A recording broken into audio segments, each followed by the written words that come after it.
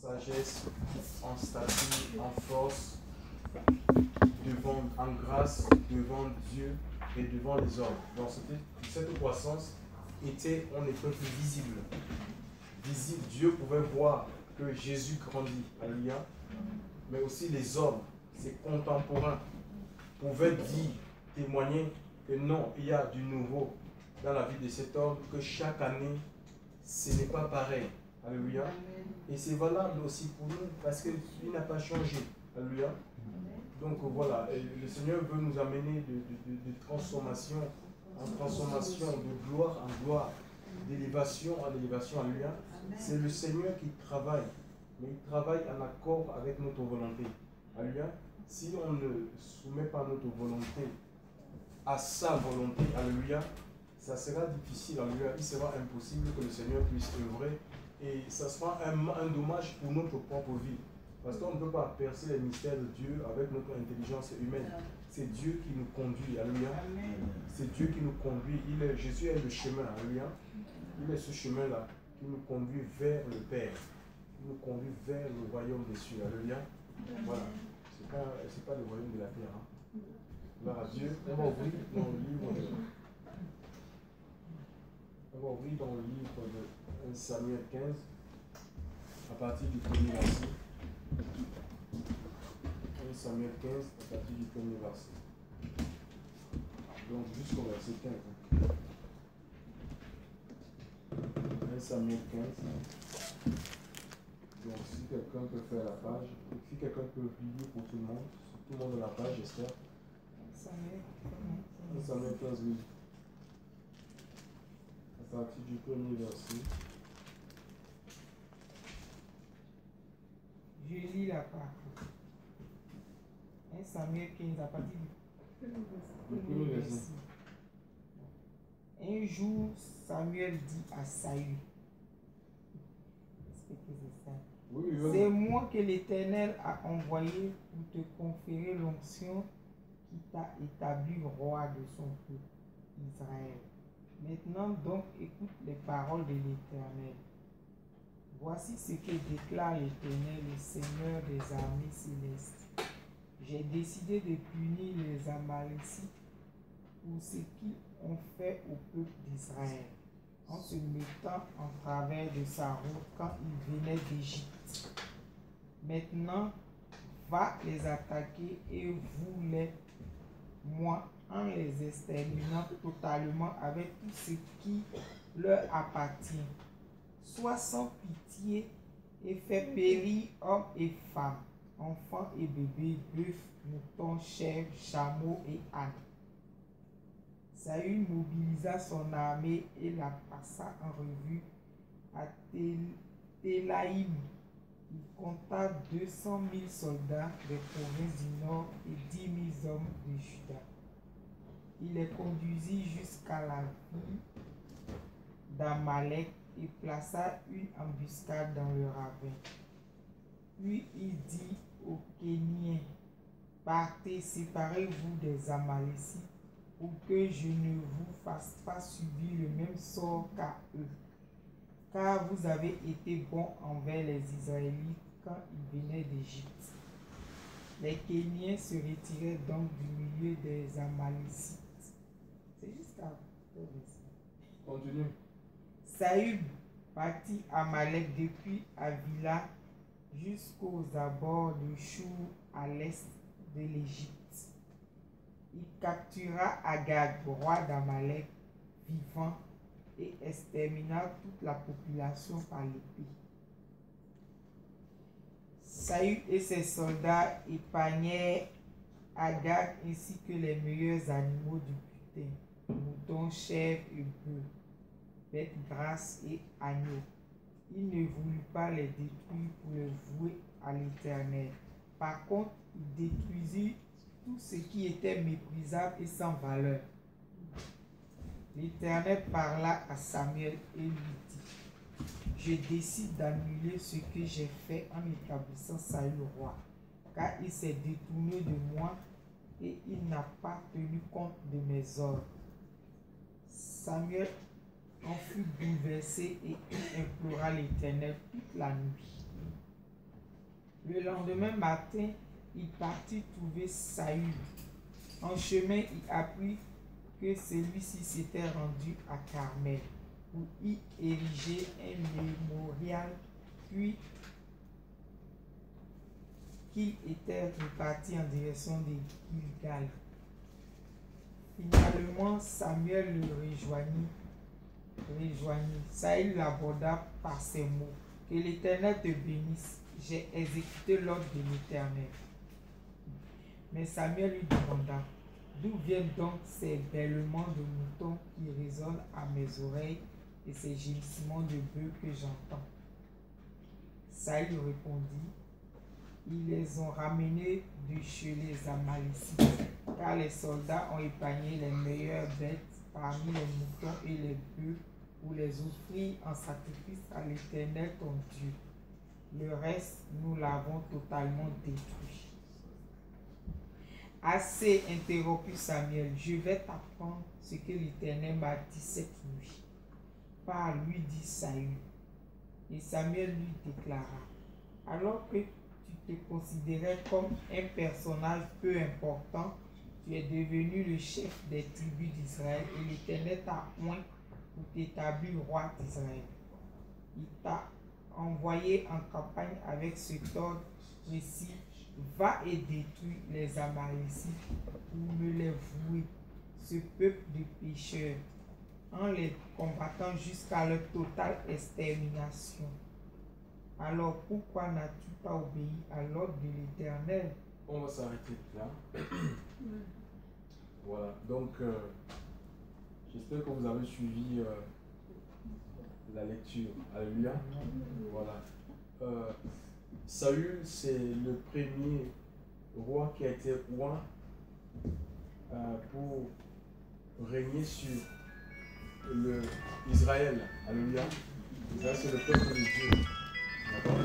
Donc il a été roi pour régner. Dieu l'a établi, alléluia, pour conduire son peuple. Et il va lui donner la première, ça c'est, je crois, c'est la deuxième mission. Hein. C'est pas la première fois que Saül s'entête en fait. Il n'obéit pas à la voix de Dieu.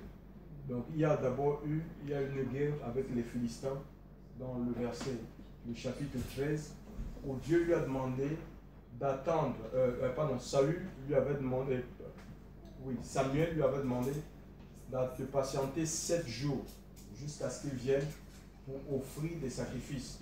Mais comme le peuple, donc par exemple les Philistins, ils avaient une très grande armée, hein, donc ils avaient des soldats par milliers, on ne pouvait pas les compter. L'Écriture nous dit qu'ils étaient comme le sable de la mer. Dans le verset 6 de 1 Samuel 13, ils avaient 30 000 chars et 6 000 cavaliers, des hommes comme le sable de la mer. Et ces gens-là les avaient serrés au point où les gens, les soldats qui étaient avec Saül ont pris peur, ils se sont mis à se détacher de lui. Là, nous sommes le 7e jour. Qu'est-ce qu'il a fait? Il a décidé de déroger à la loi qu'il avait reçue de Dieu via le prophète Samuel, en offrant des sacrifices. Ce n'était pas au roi d'offrir des sacrifices d'animaux sur un autel. Ça revenait au prêtre, au sacrificateur. Alléluia. Donc il a dérogé, il a fait quelque chose qui n'était pas de son ressort. Et donc c'est ça la première désobéissance. Maintenant, il va continuer, ça ce qu'on appelle, il va s'obstiner. Dieu va lui donner un ordre qui est clair, qui est précis. Parce que en fait, les guerres que nous sommes l'œuvre, les guerres que Israël était appelé à mener, ce sont les guerres de Dieu. Alléluia.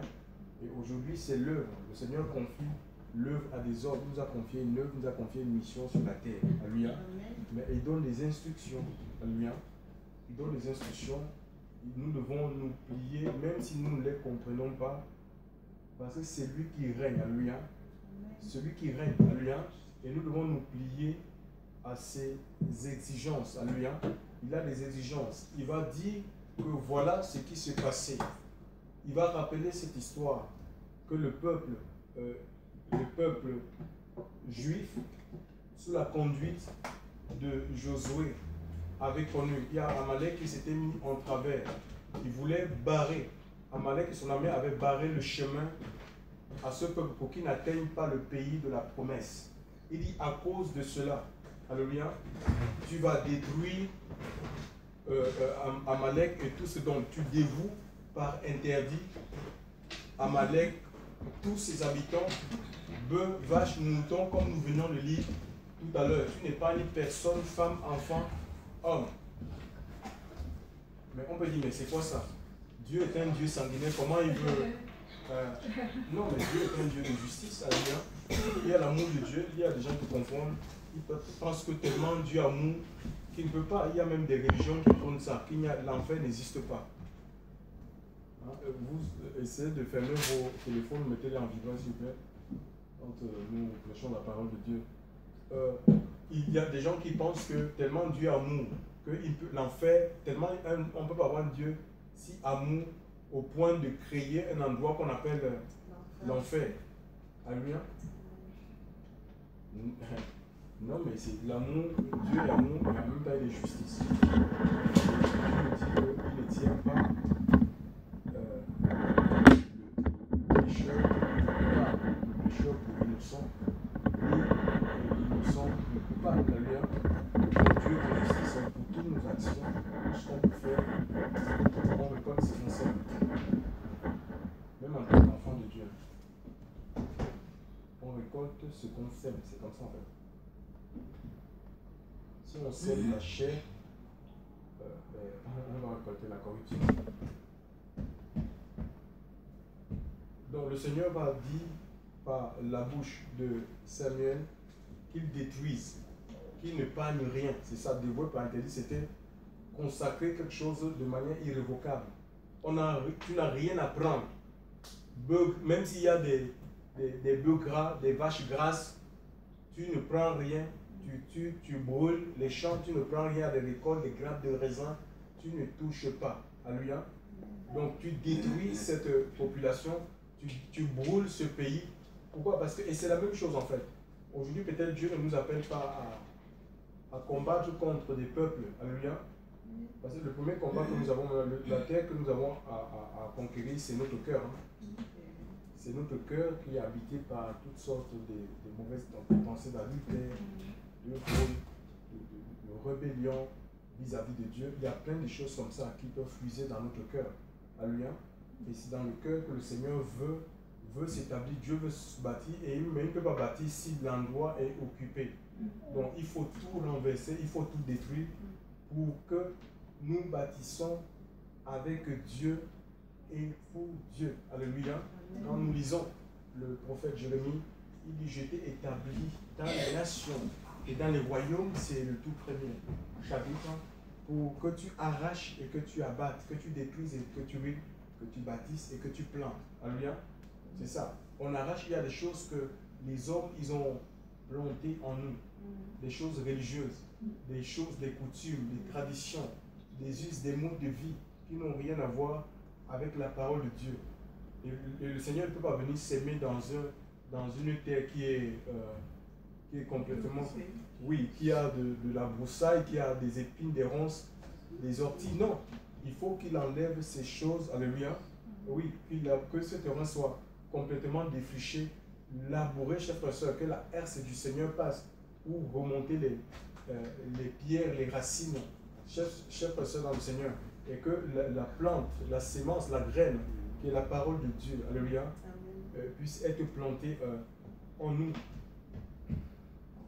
C'est la même chose, c'est spirituel, alléluia. Voilà, donc, parce que la sémence est appelée à grandir, on en parlait tout à l'heure, Jésus croissait. Et Jésus, c'est la parole, Apocalypse 13, Apocalypse 19, verset 13, son nom est la parole de Dieu, alléluia. Nous devons grandir dans la parole de Dieu, dans la connaissance des mystères du royaume des cieux. On lui donne un ordre détruit. Alors quand il est arrivé, mais il a vu le roi, c'est une personnalité importante. Alléluia. Il a vu le roi, et il a vu, je ne sais pas, les vaches qui étaient grasses, les veaux gras. Il a dit non, ça, on ne peut pas détruire ça. Ça, on va garder ça. Et il va donner l'explication parce que quand il va se rencontrer avec le prophète Samuel, il dit que j'ai obéi à la volonté de Dieu. Le prophète dit, mais j'entends le bêlement, il entend un bêlement. Hein, tu vois? Et ce bêlement que je suis en train d'entendre, il dit non, c'est le peuple. Donc il s'excuse. Alors que c'était lui le chef, c'est à lui qu'on a donné l'ordre. Là, il accuse le peuple, il dit que c'est le peuple qui a voulu épargner les vaches grasses, les veaux gras, pour offrir à Dieu, donc, pour offrir ça en sacrifice. Mais c'est qui avait, on appelle ça comment? La gestion du peuple. Qui avait la gestion du peuple? C'était Saül, à lui. Donc même si le peuple, lui, pouvait lui suggérer des choses, c'est lui qui avait reçu, non seulement il avait la gestion du peuple, c'est lui qui avait reçu l'ordre de faire quoi? De détruire. Il fallait qu'il s'en tienne à ce que Dieu a dit. On peut être, les gens peuvent nous dire des choses hein, quand on marche avec le Seigneur. Hein? Par exemple, je vais prendre un exemple terre à terre. Là, il est question des vaches grasses, vos gras qu'ils ont épargnés. Aujourd'hui, ça n'a pas changé. Hein. Et quand vous voyez je pense que dans du commerce, parfois il y a des gens qui donnent des vêtements. Hein. J'ai une soeur comme ça qui récupère les vêtements, les gens lui donnent les vêtements, mais pour donner. Alors la soeur, comme elle a vu, il y avait des vêtements de marque. Elle me dit il y a des vêtements de marque et que bon, ça, on va mettre ça dans le site pour vendre. Comme ça oui, les vêtements de marque là, non, ça on peut pas donner. Tu vois, ce qui n'est pas marque là, ça on peut donner ça. Vous voyez, c'est subtil, hein. Mais c'est ce qui se passe. Beaucoup les églises sont devenues des églises, des entreprises commerciales, parce que les gens, ils ne veillent pas. On dit oui, avec cet argent, on va pouvoir faire l'œuvre de Dieu. On va soutenir l'œuvre de Dieu. Ce n'est pas ce que Dieu a demandé. Alléluia. Dieu n'a jamais demandé de vendre. Il a dit vous avez reçu gratuitement. Donnez gratuitement. Il n'a pas dit faites le commerce et puis le produit du commerce. Vendez les livres, les produits dérivés de la Bible, les prières, faites des petits livres de prières, faites des messages audio, vidéo et mettez ça en vente comme ça. Le produit de la vente, vous allez investir ça pour le royaume des cieux. C'est une excuse qui ne tient pas. Les gens disent oh oui, mais on ne vend pas la parole, on ne vend pas le contenu. Le contenu c'est la parole, on vend le contenant, c'est-à-dire le support. C'est le CD parce qu'on l'achète. Tu vois? C'est un non-sens. Les CD, les gens, s'ils veulent des messages, ils peuvent venir avec des CD vierges, avec des clés USB. Les messages peuvent être téléchargés gratuitement sur Internet. Bon, on ne peut pas faire les choses à la place de Dieu. Donc, et à cause de cela, voilà comment il va perdre, il va être disqualifié. Et vraiment, Saül a pleuré parce qu'il avait beaucoup misé sur lui. Il a pleuré quand tu étais petit, tu étais jeune. Et il avait reconnu ses faiblesses. Quand le roi, quand Samuel, le prophète, lui disait que voilà, Dieu t'a choisi pour être. Il dit que mais ma famille, je suis la tribu de Benjamin, c'est la plus petite des tribus des 12. Et ma famille est la moindre. Ma famille est pauvre, misérable et tout ça. Il s'est même caché le jour où on devait le moindre, il s'est caché dans les bagages. Et c'est l'Esprit de Dieu qui a révélé qu'il était dans les bagages. Vous vous rendez compte? Donc vraiment il était petit. Mais quand il a eu l'onction, parce que l'écriture lui était changée, parce que l'onction c'est quand même c'est l'autorité de Dieu, c'est la puissance de Dieu, eh bien il s'est cru grand, il pouvait maintenant outrepasser la parole du Seigneur. Il y a des gens comme ça parce qu'ils pensent qu'ils sont établis et que tout ce qu'ils peuvent dire, Dieu est d'accord, c'est faux. C'est pas parce qu'on est pasteur, apôtre, prophète, évangile, tout ce que vous voulez, qu'on est établi par Dieu que tout ce qu'on dit, que c'est approuvé par le Seigneur. C'est pas vrai. Alléluia. C'est pas vrai. Et il y a des gens qui demandent une obéissance totale. On parle d'obéissance totale à l'homme de Dieu. Nous avons lu un passage dans le livre de 1 Pierre 100 où le Seigneur demande à ceux qui sont établis sur son héritage. Parce que l'Église, c'est l'héritage de Dieu. Ça n'appartient à personne en fait. Les âmes appartiennent au Seigneur en fait. quand c'est Jésus qui a donné sa vie sur le bord de la croix. Et même quand on ne nous baptise pas au nom d'un pasteur quelconque. C'est au nom de Jésus-Christ de Nazareth, au nom du Père, du Fils et du Saint-Esprit. Alléluia. Gloire à Dieu. Donc, il demande de ne pas user de menaces sur son héritage, parce que ça ne nous appartient pas. Donc maintenant, il peut y avoir des situations, aujourd'hui, il peut y avoir des situations de peur. Mais on oublie une chose que, même si nous sommes établis par le Seigneur, nous sommes tous appelés, on est en marche en fait. Et la marche là va s'arrêter lorsque le Seigneur va revenir en fait. Tu vois, je suis en marche. Ça, il ne faut pas perdre de vue cette réalité. Et Dieu va permettre, et le Seigneur va, Dieu veut façonner ma foi en fait. Il continue à travailler ma foi. Et pour cela, il va créer des situations en fait pour que ma foi soit une foi qui est complètement affermie. Donc, on n'a pas besoin, c'est pas parce qu'on va prier Seigneur augmente-nous la foi. Bon, on ne veut même pas, on prie comme ça par commodité. Bon, on n'a pas besoin de dire Seigneur augmente-nous la foi. Non, Dieu crée des situations qui permettent pour stabiliser ta foi, pour augmenter ta foi. Il faut que tu aies confiance en lui, que tu regardes en lui. Regardez un peu, il y a une situation où Jésus était dans la barque et puis il y a une tempête en mer, alléluia, et le Seigneur va les reprendre parce qu'ils étaient en train de crier, mais nous péchons, gens de peu de foi, alléluia, tu vois. Et je crois que même il y a un passage dans l'Écriture où les disciples vont dire à Jésus, Maître, augmente-nous la foi. Le Seigneur va leur dire que si vous avez la foi comme un grain de moutarde, vous direz à cette montagne, donc on n'a pas besoin d'avoir une foi grande. Il ne s'est pas mis à les imposer les mains que recevez une grande mesure de foi. Il dit, si vous avez la foi comme une graine de moutarde, vous direz à cette montagne, ôte-toi de là, et la montagne va s'éloigner. Alléluia. Oui, les montagnes, nous attendons pas seulement à voir les montagnes, le Kilimanjaro, machin, tout ça, non. Il y a des montagnes d'obstination. Il y a des montagnes d'incrédulité et d'obstination dans nos vies. Il y a des choses auxquelles tellement on est attaché. Mais mets ta foi en action pour dire, je me débarrasse, je veux quitter ce péché dans ma vie. Je sors de ce péché dans ma vie. Et tu vas voir la gloire de Dieu. Parce que parfois c'est ça qui fait un obstacle en fait. Hein. C'est ça qui fait un obstacle à nos vies. Ne cherchons pas le problème ailleurs. Alléluia. Personne ne peut nous empêcher de vivre la gloire de Dieu si ce n'est nous-mêmes. Ici nous avons en Israël, nous avons deux. Il a été rejeté. Mais il était connu. C'était un roi qui était connu. Parce qu'il a exercé, on a vu, il a mené des guerres. Hein. Il a mené des guerres avec des victoires. Donc il était connu en Israël comme étant le roi. Mais c'était un roi déchu aux yeux de Dieu. Et il y a beaucoup de pasteurs comme ça, qui ne sont plus avec le Seigneur. Vous allez me dire, mais oui, mais ils ont continué à faire, ils opèrent des miracles. Ils ont des paroles de prophétie et qui savaient des prophéties qui sont vraies.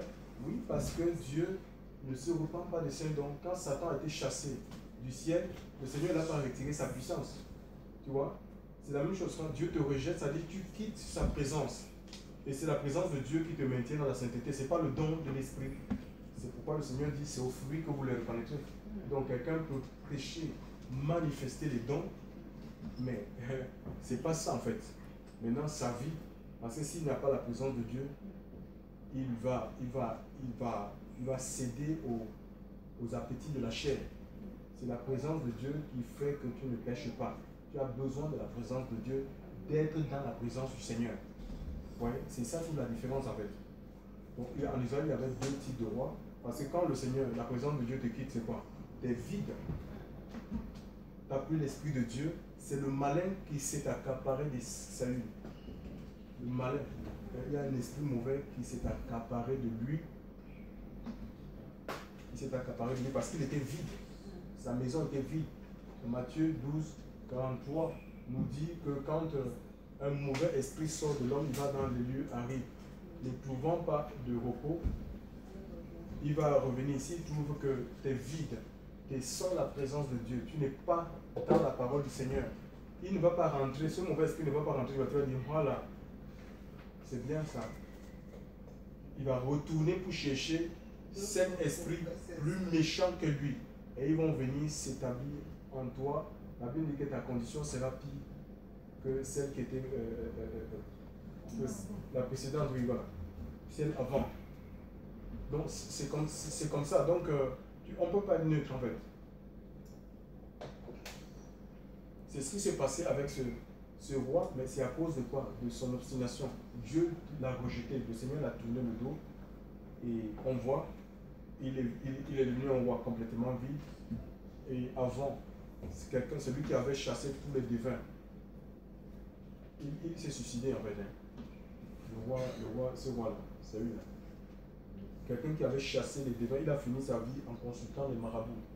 Et pourtant, c'était quelqu'un qui a expérimenté la gloire de Dieu. Il a expérimenté la puissance de Dieu. Il était changé en un autre homme.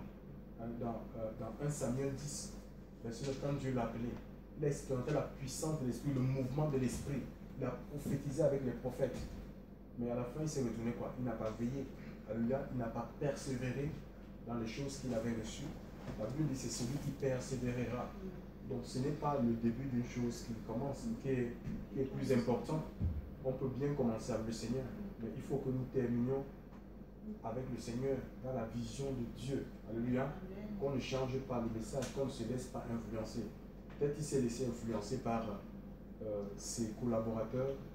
Non, il parle des vaches grasses quand même. Ce sont des vaches, on ne peut pas. On va sacrifier ça. Pour Dieu, non. S'il y a des choses à sacrifier, à faire, Dieu lui-même, il pouvoira. Il s'appelle Javé Jiré. Alléluia. Il le pouvoira lui-même pour son œuvre. Donc on n'a pas inventé les méthodes pour faire, pour soi-disant, avancer l'œuvre de Dieu. C'est l'œuvre de Dieu. Ce n'est pas notre œuvre. Alléluia. Hein? Ce n'est pas notre œuvre, c'est l'œuvre du Seigneur. Donc, il lui sera dit dans 1 Samuel 15, le verset 22, on peut lire ça.